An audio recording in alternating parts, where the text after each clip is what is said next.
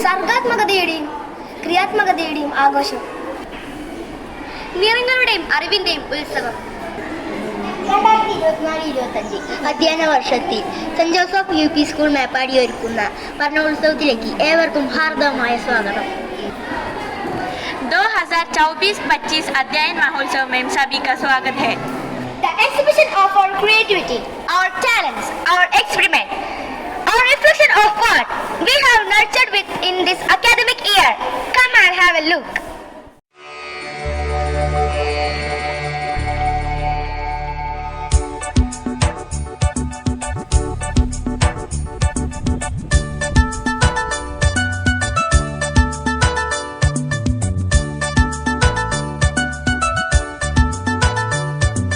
പഠനോത്സവം ഇത് വിജയോത്സവം, പഠനോത്സവം ഇത് വിദ്യോത്സവം. നാടിനു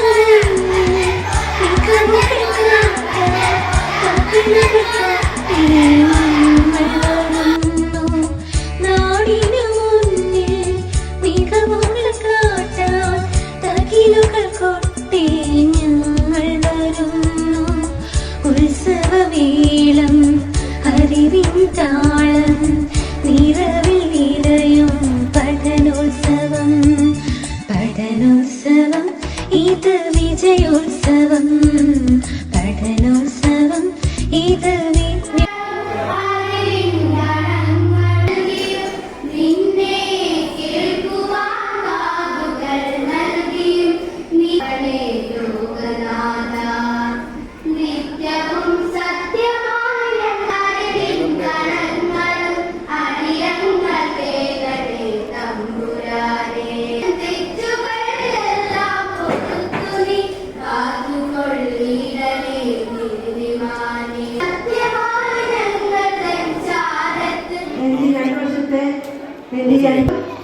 ഏതൊരു പ്രവൃത്തിയിലായാലും അപ്പോൾ ഞാൻ അവരിൽ അഭിമാനിക്കുന്നു. അതോടൊപ്പം എൻ്റെ കുട്ടികളും അതുപോലെ തന്നെയാണ്. അവരും മാക്സിമം ചെയ്യാൻ പഠിച്ചു, മാക്സിമം പഠിക്കാൻ ശ്രമിക്കുന്നു, മാക്സിമം ഓരോ കാര്യങ്ങൾ ചെയ്യാൻ ശ്രമിക്കുന്നു. ഞാൻ എൻ്റെ അധ്യാപകരെയും കുട്ടികളെയും രക്ഷിതാക്കളെയും ഈ സമയത്ത് അഭിനന്ദിക്കുകയാണ്. നിങ്ങളുടെ കഠിന പരിശ്രമത്തെ വളരെ മനോഹരമായ അത് ഓരോ വിഷയാടിസ്ഥാനത്തിൽ തന്നെയാണ്. UP ഓരോ വിഷയാടിസ്ഥാനത്തിലാണ് അതിനെ ചാർട്ട് ചെയ്തിരിക്കുന്നത്. അതിന് ഞാൻ അദ്ദേഹത്തെ കുട്ടികൾക്ക് എല്ലാവർക്കും അറിയാം. നിങ്ങൾ അദ്ദേഹത്തിൻ്റെ കയ്യിൽ കെട്ട് കാണുന്നുണ്ട്. ഞാൻ ഏറ്റവും ഹൃദയപൂർവ്വം സ്വാഗതം ആശംസിക്കുന്നു. എഡ്യൂക്കേഷൻ ഡിപ്പാർട്ട്മെന്റിലെ ഓരോ കാര്യങ്ങൾ ചെയ്യാൻ വേണ്ടി എപ്പോഴും മെസ്സേജിടും. ഞാൻ തിരക്കാന്ന് പറഞ്ഞത് എന്നെ ആശ്രമത്തിൽ ഓർമ്മിക്കുകയും ചെയ്യുന്ന വളരെ കരുതലുള്ള വളരെ ആക്റ്റീവായ ഈ പ്രദേശമൊക്കെ അറിയുന്ന പ്രദേശത്തിലെ എല്ലാ ഹൈസ്കൂളും ഹയർ സെക്കൻഡറി UP സ്കൂളും LP സ്കൂളൊക്കെ അറിയപ്പെടുന്ന ടീച്ചറാണ് സൗമ്യ ടീച്ചറെ ഏറ്റവും സ്നേഹപൂർവ്വം ഞാൻ സ്വാഗതം ചെയ്യുന്നു. നമുക്ക് കൈയിട്ട് സ്വാഗതം ചെയ്യാം. നമ്മുടെ PTA vice president doctor Shabeer സ്വാഗതം ആശംസിക്കുന്നു. നല്ല കാര്യങ്ങളോ ഓരോരുത്തരും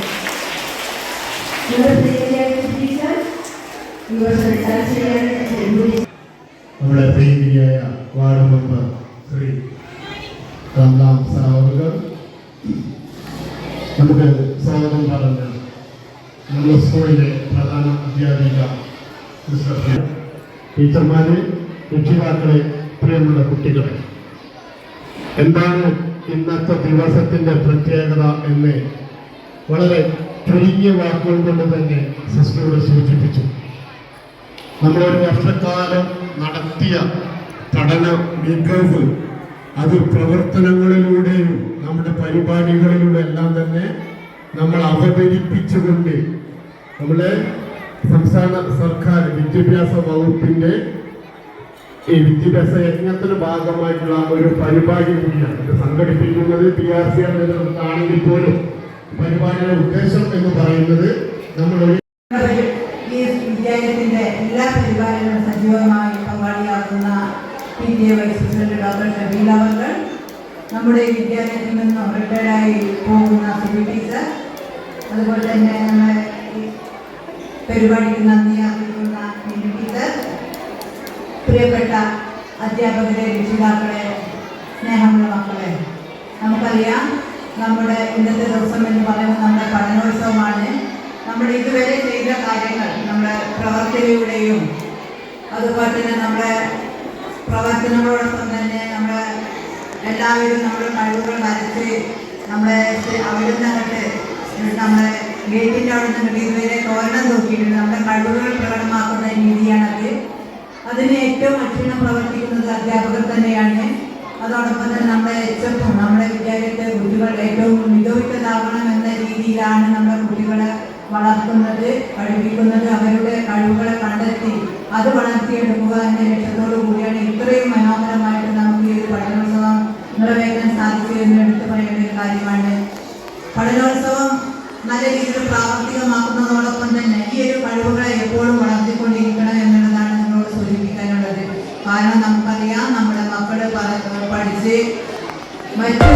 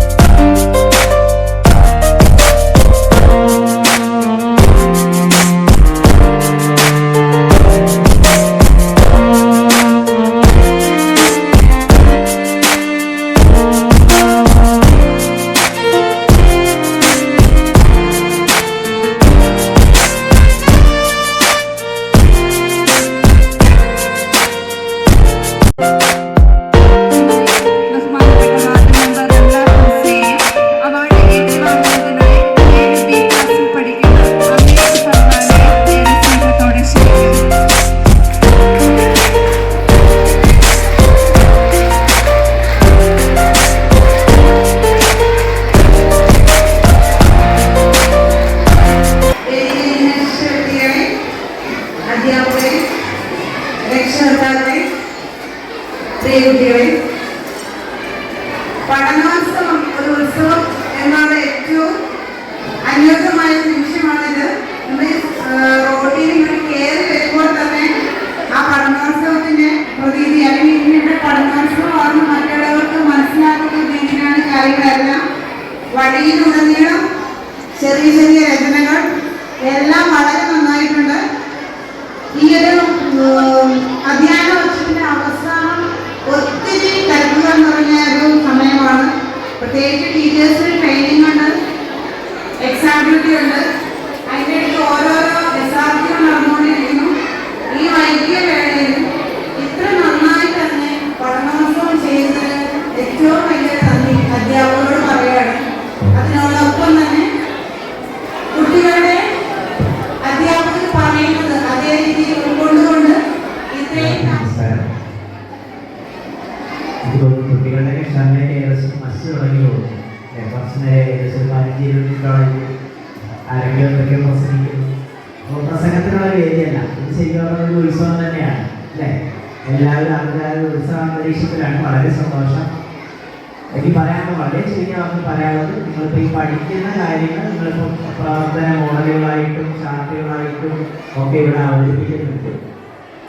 അതോടൊപ്പം തന്നെ നിങ്ങൾ ഈ പഠിച്ച പാഠങ്ങൾ നിങ്ങൾ ജീവിതത്തിലേക്ക് ഉൾക്കൊള്ളുക. അത് മാത്രമാണ് എനിക്ക് നിങ്ങളോട് പറയാനുള്ളത്. പഠിച്ച കാര്യങ്ങൾ നിങ്ങളുടെ ജീവിതത്തിൽ ഉൾക്കൊള്ളുക, പ്രാവർത്തികമാക്കുക. ഇപ്പോൾ ഒരു ശാസ്ത്രം എന്നുള്ള രീതിയിൽ നിങ്ങൾ ഒരു കൗണ്ടർ സെറ്റ് ചെയ്തിട്ടുണ്ടെങ്കിൽ ശാസ്ത്രീയമായി ചിന്തിക്കാൻ നിങ്ങൾ പഠിക്കുക, യുക്തിപരമായിട്ട് ചിന്തിക്കാൻ നിങ്ങൾ പഠിക്കുക.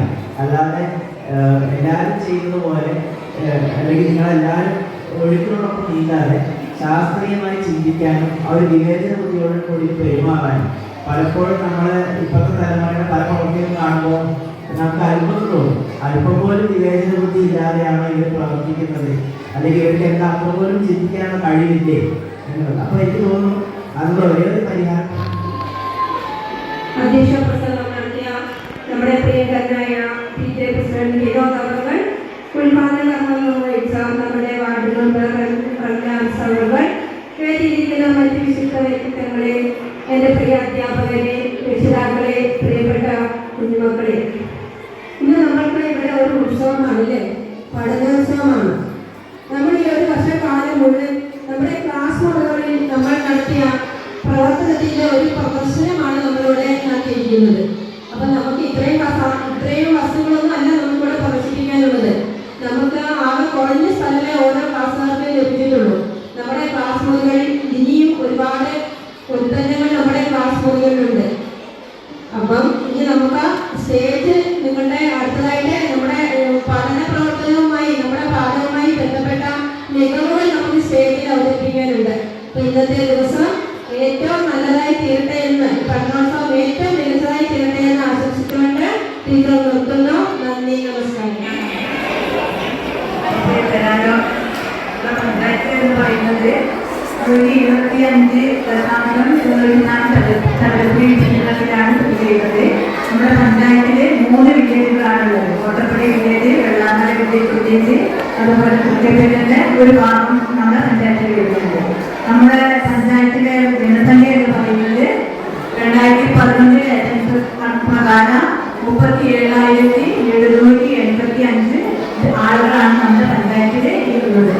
അതിൽ പട്ടികവർഗക്കാരും പട്ടികജാതിക്കാരും ഉണ്ട്. പട്ടികവർഗക്കാരറിയില്ലേ, ആദിവാസി വിഭാഗത്തിൽപ്പെട്ട ആളുകളുണ്ട്. അതുപോലെ തന്നെ പട്ടികജാതി വിഭാഗക്കാരും ഉൾപ്പെടുന്നുണ്ട്. പിന്നെ നമ്മൾ പറയാനുള്ളത് നമ്മുടെ പഞ്ചായത്തിൽ ഘടകം സ്ഥാപനങ്ങളുണ്ട്. ആയുർവേദം, ഹോമിയോ, മൃഗാശുപത്രി, കൃഷിഭവന്, പിന്നെ IPDS, കാരണം കുട്ടികളുടെയും അമ്മമാരുടെയും കാര്യം നോക്കുന്ന IPDS ഉണ്ട്. പിന്നെ വില്ലേജ് എക്സ്റ്റൻഷൻ ഉണ്ട്. നമ്മുടെ ഭവനവുമായിട്ട് ബന്ധപ്പെട്ട് പ്രവർത്തി നടത്തുന്ന വില്ലേജ് ഓഫീസർ VO എന്ന് പറയും, വില്ലേജ് എക്സ്റ്റൻഷൻ ഓഫീസർ. അത്തരം കാര്യങ്ങളൊക്കെയാണ് നമ്മളുള്ളത്. പിന്നെ ഉള്ളത് നമുക്ക് പോളിടെക്നിക് അടക്കം 19 വിദ്യാലയങ്ങൾ നമ്മുടെ പഞ്ചായത്തിലുണ്ട്. നമ്മുടെ പിന്നെ LP UP ഗവൺമെന്റ് തലത്തിൽ 9 വിദ്യാലയങ്ങളാണുള്ളത്. 7 അടക്കമാണ് നമുക്ക് 19 വിദ്യാലയങ്ങൾ നമ്മുടെ പഞ്ചായത്തിലുള്ളത്.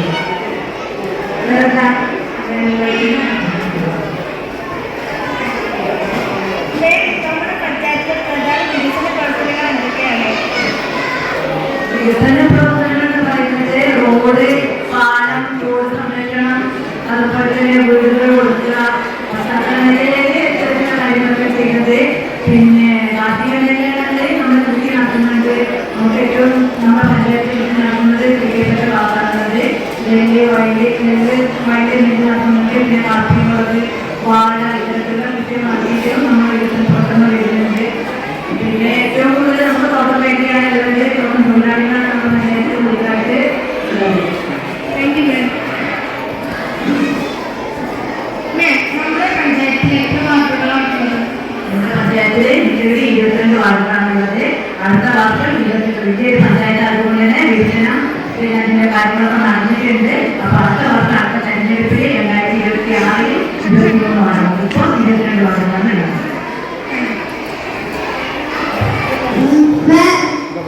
നമ്മുടെ പഞ്ചായത്തിലെ വിദ്യാഭ്യാസ പ്രവർത്തനങ്ങളെ കുറിച്ച് ഞങ്ങളുടെ അഭിപ്രായം പറയാമോ? വിദ്യാഭ്യാസ പ്രവർത്തനം നല്ല രീതിയിൽ എല്ലാ വിദ്യാലയങ്ങളും നടത്തുന്നത് നല്ല സ്കൂളുകളാണ് പഞ്ചായത്തിലുള്ളത്.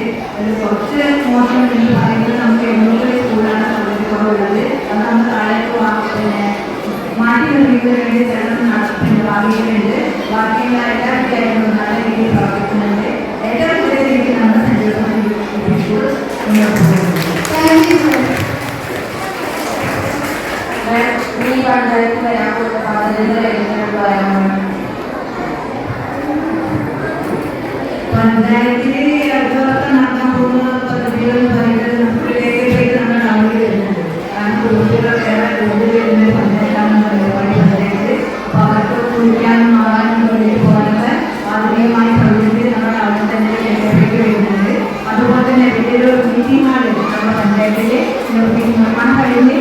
നൃത്തം അതൊരു പ്രവർത്തനമില്ല. അപ്പോൾ സാമ്പത്തിക മാസത്തിന് വേണ്ടിയിട്ട് ഫണ്ട് വകയിരുത്തിയിട്ടുണ്ട്. നല്ല രീതിയിലുള്ള ആദ്യ രീതിയിലുള്ള ഒരു ടീച്ചർമാർ വരുന്നുണ്ട്. പിന്നെ പറയുകയാണെങ്കിൽ നമുക്ക് നമ്മുടെ കൂടുതൽ 1.5 കിലോമീറ്റർ നമുക്ക് ഉൾക്കൊള്ളലൊക്കെ ഉണ്ടായി. അപ്പോൾ അവിടെ നമുക്ക് സെൻട്രൽ ഹോമുകൾ നടത്താനായിട്ട് ഫണ്ട് വകയിരുത്തിയിട്ടുണ്ട്. അതുപോലെ തന്നെ അവിടെ പിന്നെ ഹെൽത്ത് സെൻ്ററുകളും അതുപോലെ ആരോഗ്യ സൗകര്യത്തോട് കൂടിയിട്ടുള്ള ആ പ്രദേശത്തുകാർക്ക് വേണ്ട എല്ലാ കാര്യങ്ങളും നടത്താൻ വേണ്ടിയിട്ട് ഈ പ്രാവശ്യത്തെ ഫണ്ട് ഉപയോഗിച്ചിട്ടുണ്ട്. നമ്മുടെ പഞ്ചായത്തിന്റെ പ്രധാന വരുമാന സ്രോതസ്സുകൾ നമ്മുടെ പഞ്ചായത്തിന്റെ പ്രധാന വരുമാന സ്രോതസ്സ് നമുക്ക് പഞ്ചായത്തിലേക്ക് വരുമാനം വരുന്നത്. അതുപോലെ തന്നെ പെർമിറ്റ് ഫീസ്, കാരണം ബിൽഡിങ്ങൾ നിർമ്മിക്കണമെങ്കിൽ നമ്മൾ പെർമിറ്റ് കൊടുക്കണം. ആ പെർമിറ്റിന് നമുക്ക് നല്ലൊരു ഫീസ് പഞ്ചായത്തിലേക്ക് വരും. ഇത് രണ്ടാണ് അധികമായിട്ട് നമുക്ക് വരും. പിന്നെ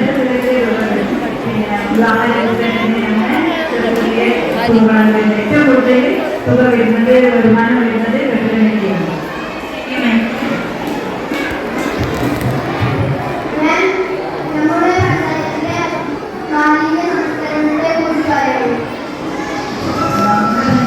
മാലിന്യം എന്ന് പറയുന്നത് ഹൈദരാബാദ് വന്നിട്ട് ശേഖരിച്ച് കൊണ്ടുപോകുന്നുണ്ട്. അത് നമ്മൾ ഇവിടുന്ന് ജില്ലയിലേക്ക് അയച്ച് അവരുടെ സംരംഭം നടത്തുന്നത്.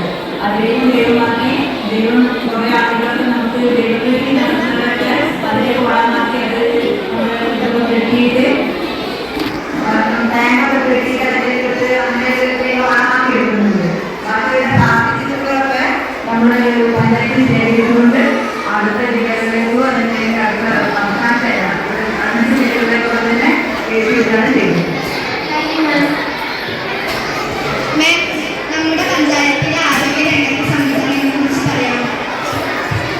ആരോഗ്യ രംഗത്ത് ഇപ്പോൾ നമുക്ക് നടത്തി വരുന്നത് 2025 നടത്തി വരുന്നത് ആരോഗ്യമാനന്ദം എന്നൊരു പരിപാടിയാണ്. സ്ത്രീകൾക്ക് 30 വയസ്സ് കഴിഞ്ഞ സ്ത്രീകൾക്ക്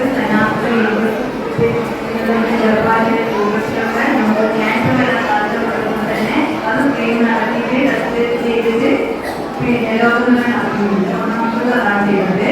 പിന്നെ അത് മാത്രമല്ല ഫെബ്രുവരിയിലാണ് തുടങ്ങിയത്. 40 അവസാനമാണ് ഇത് ഉദ്ഘാടനം നടത്തുക. വൈദ്യുതിയോടനുബന്ധിച്ച് നാളെ പരിപാടി നടത്തുന്നുണ്ട്. അതാണ് നമ്മൾ ചെയ്യുന്നത്. പിന്നെ ചെയ്യുന്നത് നമ്മുടെ TV ടെസ്റ്റ് നടത്തുന്നുണ്ട്. TV വരുന്ന ആളുകളെ നമ്മൾ സ്വഭയപ്പെട്ടെങ്കിൽ അവർ ടെസ്റ്റ് നടത്തി അത് ആരോഗ്യമേഖല ചെയ്തു വരുന്നത് കാര്യമാണ്. അതുപോലെ തന്നെ വൃദ്ധരോഗത്തിൻ്റെ സർവേ നടത്തി വരുന്നുണ്ട്. നമ്മൾ ആരോഗ്യമേഖലയിലെ വാർത്തകളിൽ അതിനെക്കുറിച്ച് ആളുകളെ ഉപയോഗിച്ചിട്ട് വൃദ്ധരോഗ നിർണ്ണയം നടത്തുന്നതിന് വേണ്ടി സർവേ നടത്തി വരുന്നുണ്ട്. പിന്നെ ജീവിതശൈലി രോഗങ്ങളുടെ ദിവസവും നമ്മുടെ ഹോസ്പിറ്റലിൽ നടത്തുന്നത് അല്ലാണ്ട് എല്ലാ വ്യാഴ്ചകളും വാർഡുകളിലും പോയിട്ട് നമ്മൾ ചെയ്യുന്നുണ്ട്. പിന്നെ ചെയ്യാനുള്ളത് വളർച്ചയൊന്നും വളർച്ചയിൽ ഒരു പദ്ധതിയുണ്ട്. അത് 15 വയസ്സ് കഴിഞ്ഞ സമാനമായ കുട്ടികൾക്ക് അനീമിയ എന്ന രോഗമുണ്ട്, രക്തക്കുറവ്. അതിന് വേണ്ടിയിട്ട് ടെസ്റ്റ് നടത്തി അവർക്ക് വേണ്ട പ്രോത്സാഹനം നൽകുന്ന അംഗനവാടികളിൽ പ്രോത്സാഹനം നൽകി വരുന്നുണ്ട്. പിന്നെ ഇതിന് മാത്രം കുട്ടികളുടെ കാര്യങ്ങളൊക്കെ നടത്തുന്നതാണ്. അപ്പം ഇങ്ങനെ പിന്നെ ചെറിയ കുട്ടികളുടെ എത്തിച്ചിട്ട് പിന്നെ കുട്ടികൾ പ്രവർത്തനത്തിൽ നല്ല രീതിയിൽ എല്ലാ പ്രവർത്തനങ്ങളും നടത്തിയിട്ടുണ്ട്. ചെയർമാനെ കുറിച്ച് എന്താണ്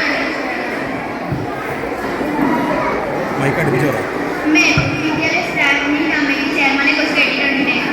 അവരെ കുറിച്ച്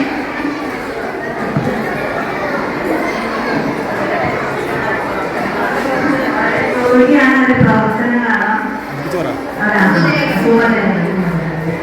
അവരുടെ ചുമതലകൾ എന്ന് പറയുന്നത് ഗവൺമെന്റിന്റെ പഞ്ചായത്തിന്റെ ഇതിൽ വരുന്ന വിദ്യാലയങ്ങൾ എല്ലാം സംഘടിപ്പിച്ച് കുട്ടികളുടെ പഠനനിലവാരം ഉറപ്പുവരുത്തുക, ആരോഗ്യനിലവാരം ഉറപ്പുവരുത്തുക. അതുപോലെ തന്നെ ഒഴിവുപോക്കുകൾ, കാരണം പ്രത്യേകിച്ച് ആദിവാസി വിഭാഗങ്ങളിലൊക്കെ കുട്ടികൾ സ്കൂളിലേക്ക് പോകാൻ വേണ്ടി അനുഭവിക്കുക. അപ്പോൾ അവിടെ പോയി കണ്ടെത്തി അവരെ പുതുകാലത്ത് ബോധവൽക്കരണം നടത്തി അവർ സ്കൂളിലേക്ക് എത്താനുള്ള സംവിധാനങ്ങൾ ചെയ്യുക.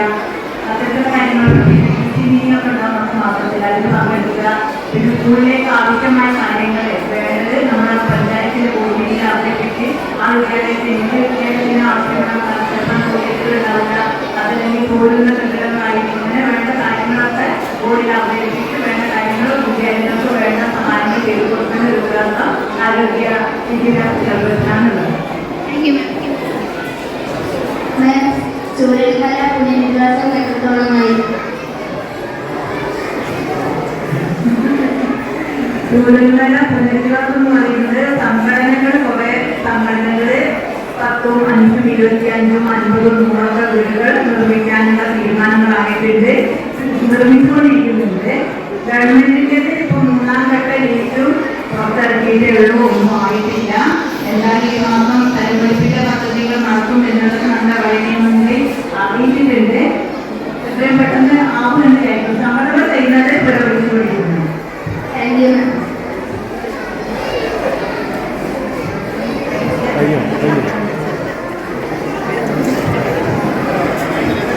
നമ്മുടെ കുട്ടികൾക്ക് അവരുടെ എല്ലാ ചോദ്യങ്ങൾക്കും വളരെ ഭംഗിയായി.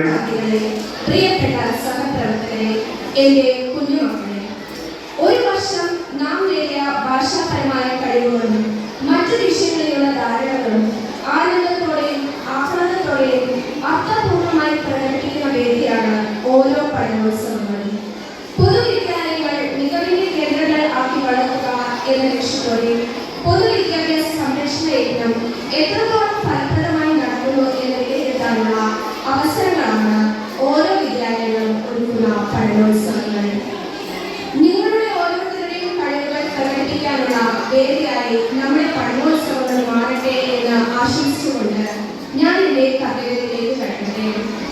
ആദ്യമായി ഈ പരിപാടിക്ക് അധ്യക്ഷസ്ഥാനം അലങ്കരിച്ച PTA പ്രസിഡന്റ് ശ്രീ വിനോദ് കുമാർ അവர்களுം നമ്മുടെ പഠനോത്സവം ഔപചാരികമായി ഉദ്ഘാടനം നടത്തിയ വാർഡ് മെമ്പർ ശ്രീമതി റംല ഹുസൈനും ഓരോരുത്തരെയും നമ്മുടെ പഠനോത്സവത്തിലേക്ക് സ്വാഗതം ചെയ്ത ബഹുമാനപ്പെട്ട HM സിസ്റ്റർ ഫിയോമിന ലേക്കും വിഷയാവതരണം നടത്തിയ DRC പ്രതിനിധി ശ്രീമതി സൗമ്യ ജോസഫിനും പഠനോത്സവത്തിന് എല്ലാവിധ ആശംസകളും അർപ്പിച്ച് സംസാരിച്ച PTA വൈസ് പ്രസിഡന്റ് ഡോക്ടർ ഷെബീലിനും സീനിയർ അസിസ്റ്റന്റ് ശ്രീമതി സുബി ടീച്ചർക്കും ഹൃദയത്തിന്റെ ഭാഷയിൽ 1000 നന്ദിയുടെ പൂച്ചെണ്ടുകൾ അർപ്പിക്കുന്നു.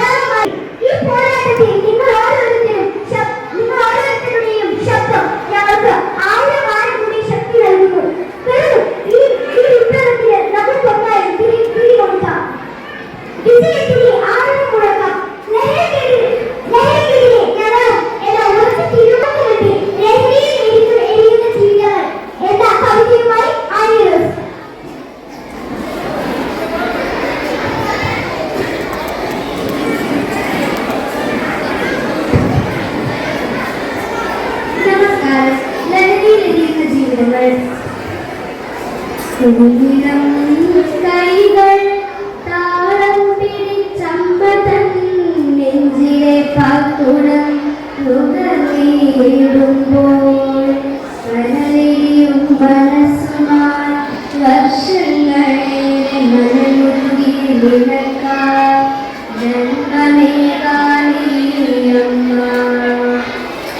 മാതാപിതാ പകർന്നാടിയ ജീവിത വേഷങ്ങൾ കരുത്തേകിയ നിൻ ബാല്യകൗമാരങ്ങൾ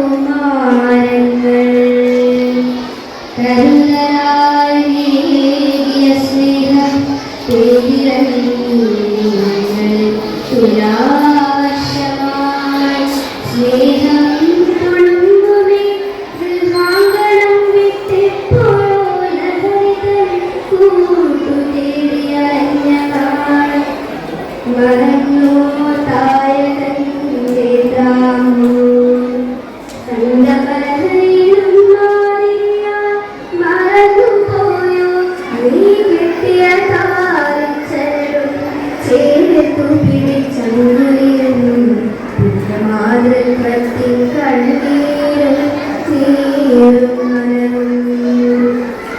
വിഷാദമായി വിങ്ങലായി ഒറ്റപ്പിടലായി ലഹരിയിൽ തിരയുന്നു ആയുധം ജന്മം നൽകിയോരെ നിഗ്രഹിക്കാനായി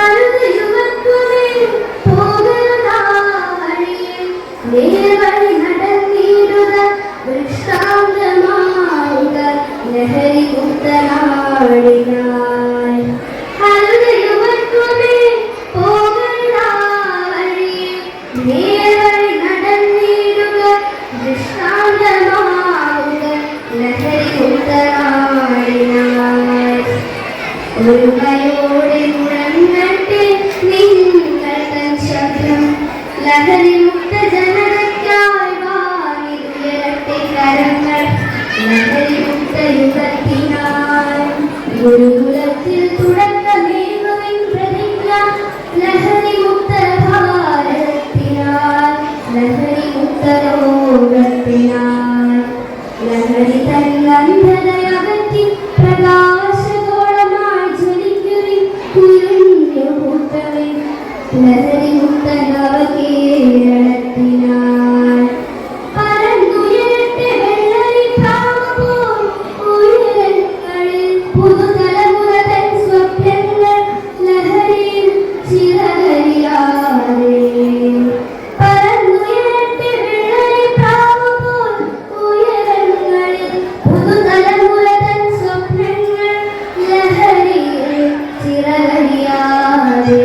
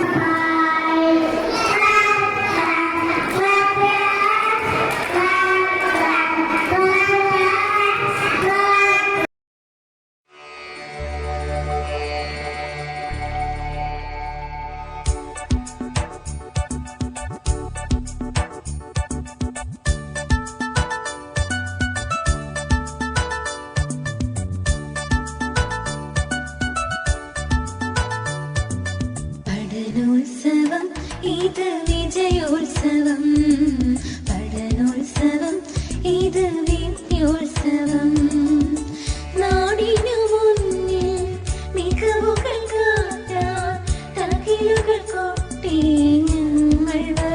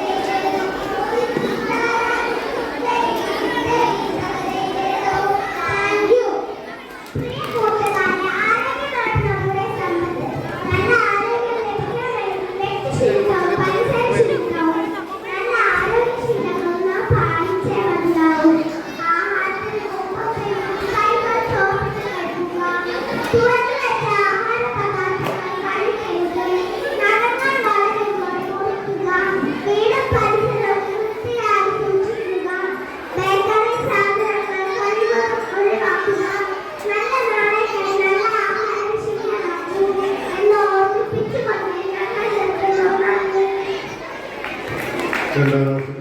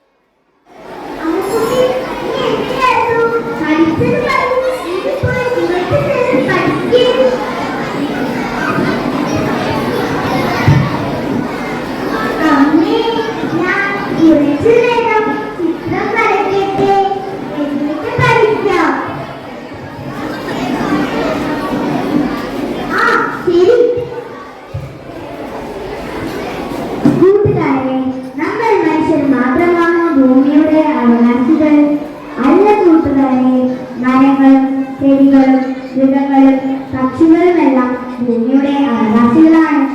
നമുക്ക് നമ്മുടെ കൂട്ടുകാരുമായി അല്പം സമയം ചിലവഴിക്കാം.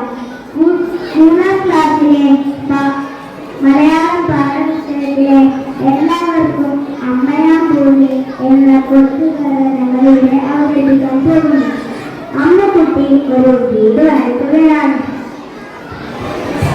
ഹായ്, ഇതെന്റെ കൊച്ചു വീട്, കുഞ്ഞാറ് വീട്, ഞാൻ മാത്രം. അപ്പോൾ ഞങ്ങളോ? ഓ ശരിയാ, ഞാൻ വീട് വലുതാക്കാം. അപ്പോൾ ഞാൻ എവിടെ പോകും? ഏട്ടൻ വിഷമിക്കേണ്ട, ഞാൻ വീട് ഇനിയും വലുതാക്കാമല്ലോ.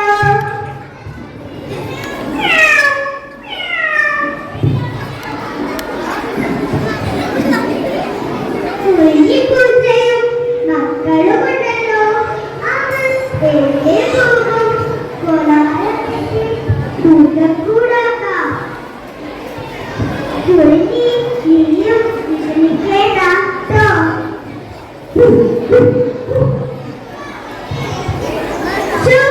നടന്നു കുഞ്ഞയെ കൂട്ടാം.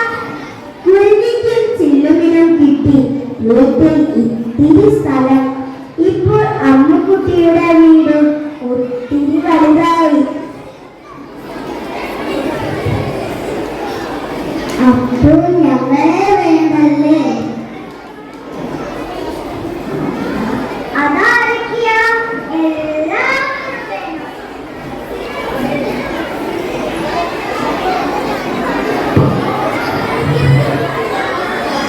അമ്മക്കുട്ടി ചിത്രം വരയ്ക്കുകയാണ്.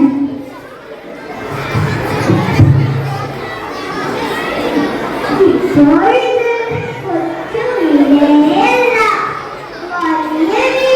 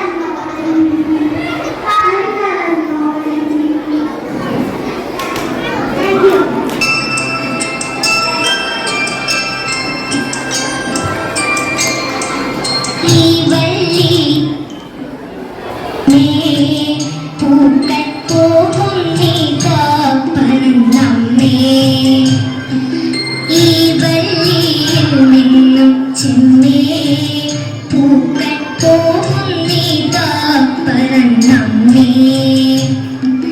തെറ്റി നിനക്കും നീ ചൊല്ലാം നൽപൂമ്പാറ്റകളല്ലേ ഇതെല്ലാം തെറ്റി നിനക്കും നീ ചൊല്ലാം നൽപൂമ്പാറ്റകളല്ലേ ഇതെല്ലാം മേൽക്കുമേലിങ്ങിവ പൊങ്ങി വിണ്ണിൽ നോക്കമ്മേ എന്തൊരു ഭംഗി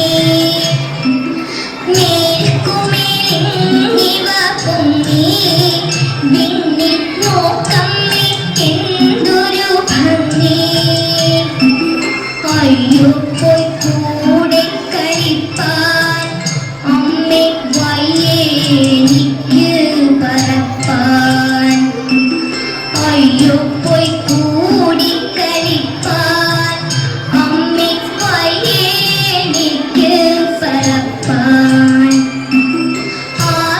ആകാത്തതിങ്ങനെ എണ്ണി ചുമ്മാ മാർക്കൊല്ല എന്നോമലുണ്ണി ആകാത്തതിങ്ങനെ എണ്ണി ചുമ്മാ മാർക്കൊല്ല എന്നോമലുണ്ണി നടന്നു കളിപ്പൂരി നടന്നു കളിപ്പൂരി ഈ പിച്ചകമുണ്ടോ നടപ്പൂ അമ്മട്ടിയായതെന്തെന്നാൽ ഞാനൊരു മകരാം അമ്മ ചൊന്നാൽ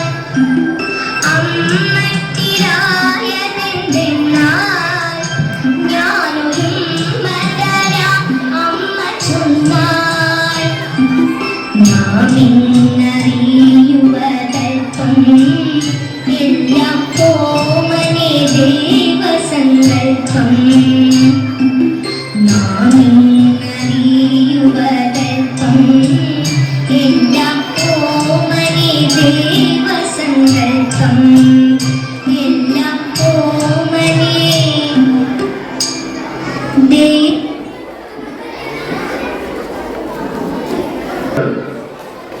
അറബി പദ്യത്തിൽ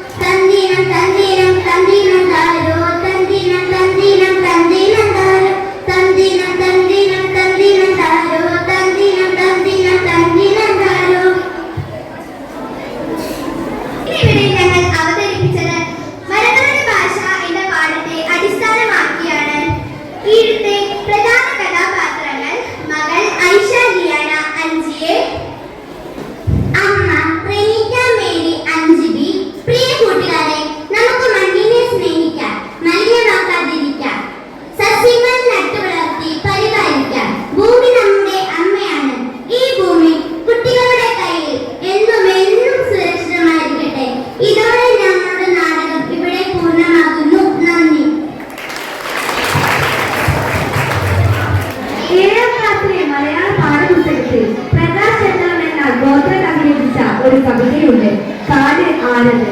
ആദിവാസി സമൂഹത്തിന്റെ കാടിനോടുള്ള അഭേദ്യമായ ബന്ധത്തെ വരച്ചു കാട്ടുന്ന കവിത. ഇതിലൂടെ ഞങ്ങൾ നേടിയ പഠന നേട്ടം. ആദിവാസി സമൂഹത്തിന്റെ ഭാഷയുടെ സൗന്ദര്യം തിരിച്ചറിഞ്ഞു, പ്രകൃതിയുടെ ഭാഷ തിരിച്ചറിഞ്ഞു. പ്രകൃതിയുടെ സൃഷ്ടിയായ കാടിനുമേൽ മനുഷ്യന് യാതൊരു അവകാശവുമില്ലെന്നും ഗോത്രജനതയെ പോലെ വനസംരക്ഷണ പ്രവർത്തനങ്ങളിൽ ഏർപ്പെടണമെന്നുമുള്ള ബോധ്യമുണ്ടായി. കാടിന്റെ മക്കളെ അടുത്തറിയാം.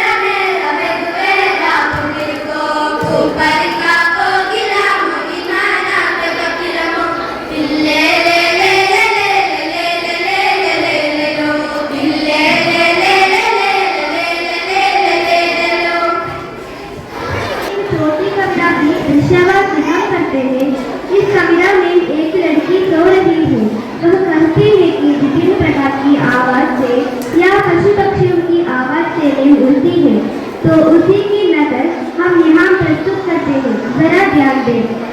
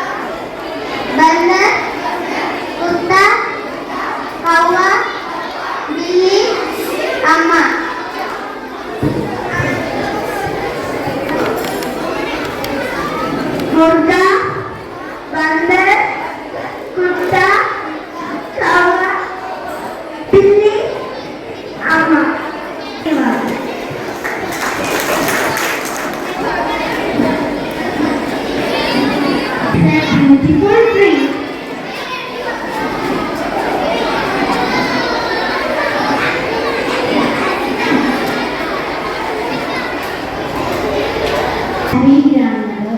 Once there lived a grandmother. She was alone in her home. Her children and grandchildren moved into a foreign country. They never got time to visit her, so she was very sad. Once she went to a park nearby her home. So many children were playing there. Two children were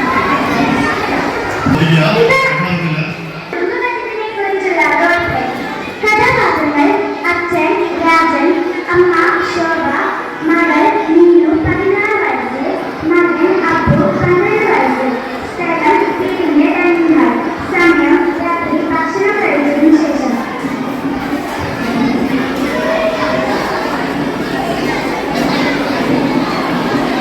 നിങ്ങളെന്താണ് ഇത്ര ആലോചിക്കുന്നത്?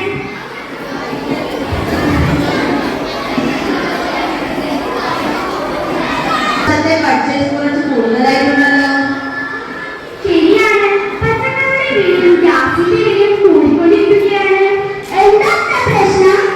എനിക്ക് ശമ്പളം കിട്ടി 12,000 രൂപയേ ഉള്ളൂ. ഈ മാസത്തെ ബഡ്ജറ്റ് കുറച്ച് താളം തെറ്റിയിട്ടുണ്ട്. ചിലവുകൾ നേരിട്ട് തരും. അപ്പൊ എനിക്ക് ഐസ്ക്രീം വാങ്ങാൻ പറ്റില്ലേ? അതല്ല മോനെ, നമുക്ക് എല്ലാവർക്കും ആലോചിച്ച് ചിലവുകൾ മാറ്റാം. അത് നമുക്ക് എല്ലാവർക്കും ഓരോരുത്തരുടെയും ചിലവുകൾ എന്തൊക്കെയാണെന്ന് നോക്കാം. പലചരക്ക് സാധനങ്ങൾ, വൈദ്യുതി ബിൽ, വെള്ളം, കുട്ടികളുടെ സ്കൂൾ ഫീസ്. പിന്നെ നീലയുടെ ട്യൂഷൻ ഫീസും അപ്പുവിന്റെ ഫുട്ബോൾ ചാമ്പ്യൻഷിപ്പ് ഫീസും. അപ്പൊ എനിക്ക് ഡാൻസ് കളിക്കാൻ പറ്റില്ലേ? അതൊക്കെ നമുക്ക് ആലോചിക്കാം നീലു. അച്ഛാ, എനിക്ക് പുതിയ ഫോൺ വേണം. അത് ഐഫോൺ വേണം. കൂട്ടുകാർക്ക് എല്ലാവർക്കും ഐഫോണാ. എനിക്ക് അങ്ങനത്തെ ഒന്ന് വേണം. ഇപ്പോൾ അത്യാവശ്യമില്ലല്ലോ. നീര് പഴയ ഫോൺ തന്നെ ഉപയോഗിക്കുള്ളൂ. എനിക്ക് പുതിയ ഫുട്ബോൾ വാങ്ങണം. അത്യാവശ്യമുള്ള സാധനങ്ങൾ വാങ്ങാൻ മോനെ. ആദ്യം നമുക്ക് ഓരോരുത്തരുടെയും ചിലവുകൾ എങ്ങനെ കുറയ്ക്കാമെന്ന് ആലോചിക്കാം. പച്ചക്കറി വീട്ടിൽ തന്നെ ഉണ്ടാക്കാൻ ശ്രമിക്കാം. പിന്നെ പലഹാരങ്ങളും. വൈദ്യുതി ലാഭിക്കാൻ ആവശ്യമില്ലാത്ത ലൈറ്റുകളും ഫാനുകളും ഓഫ് ചെയ്താൽ പോരെ. ഞാൻ TV കാണുന്നത് കുറയ്ക്കാം. നല്ല കാര്യങ്ങൾ എല്ലാവരും സഹകരിച്ചാൽ നമുക്ക് ഈ പ്രശ്നം എളുപ്പത്തിൽ പരിഹരിക്കാം.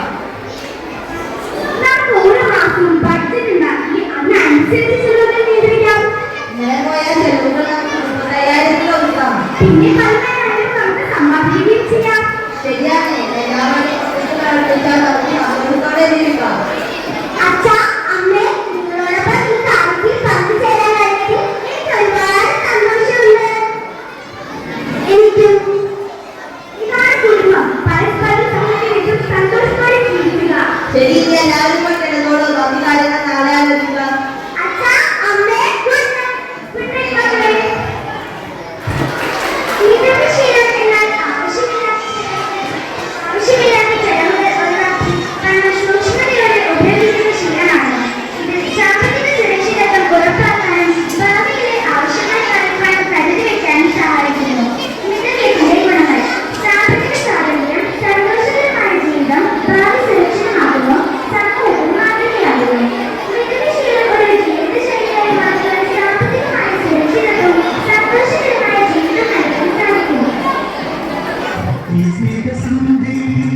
ജീവന്റെ കൂട്ടിലും താരം മണിക്കൂർവതന തമിഴ്നാടതന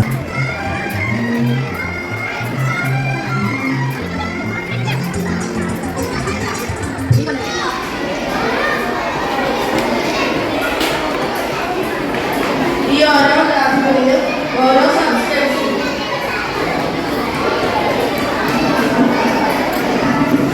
ഇത് ബേസാണ്, സോപ്പാണ്. ഇതിനോട് സെലോഫെയിൻ എന്ന്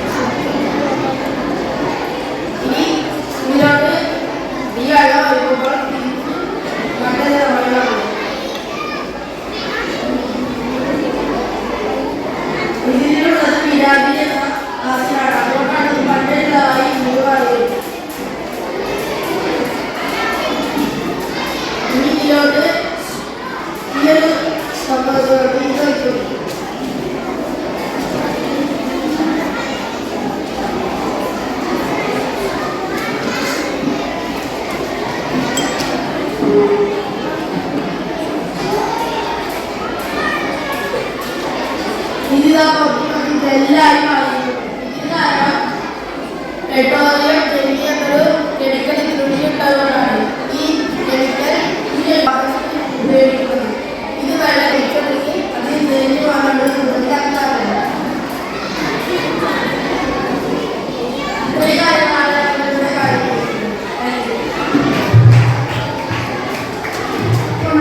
ഗണിത പ്രസിദ്ധങ്ങളുമായി കൂട്ടുകാർ.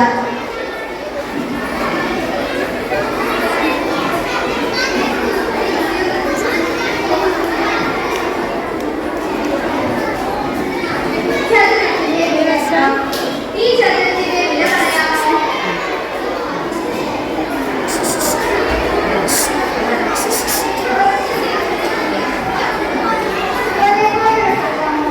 കിട്ടുമ്പോഴാണ് അപ്പോൾ ഒരു ത്രികോണത്തിന്റെ വില എത്ര?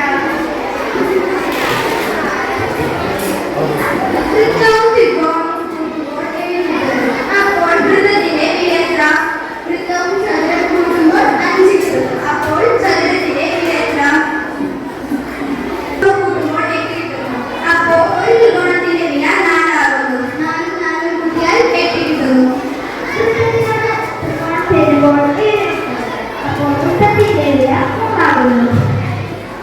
വൃത്തങ്ങൾ ചതുരം ചേരുമ്പോൾ 5 കിട്ടുന്നു.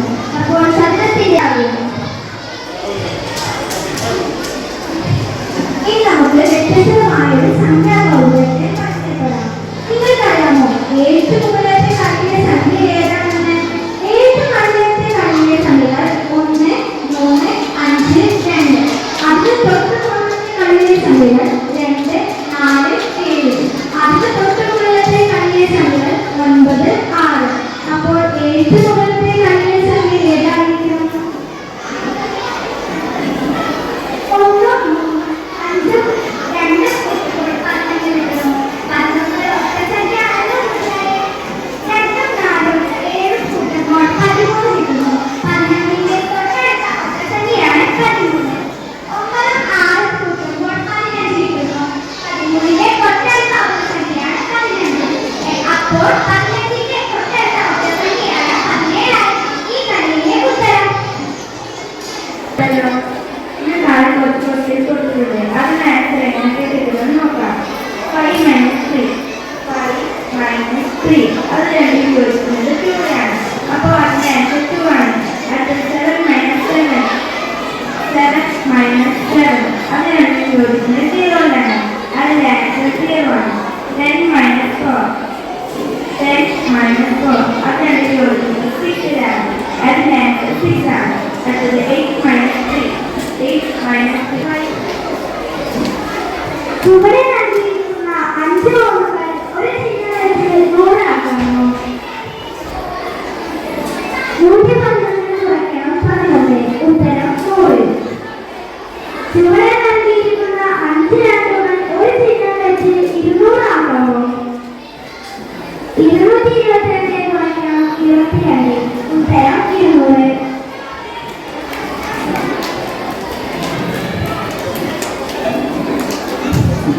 4നെ 3 കൊണ്ട് ഗുണിക്കുമ്പോൾ 12 കിട്ടുമല്ലോ. അപ്പോൾ 7നെ 3 കൊണ്ട് ഗുണിച്ചാൽ 21 കിട്ടും. ഇവിടെ ഏതോ ഒരു സംഖ്യയെ 3 കൊണ്ട് ഗുണിച്ചപ്പോൾ 31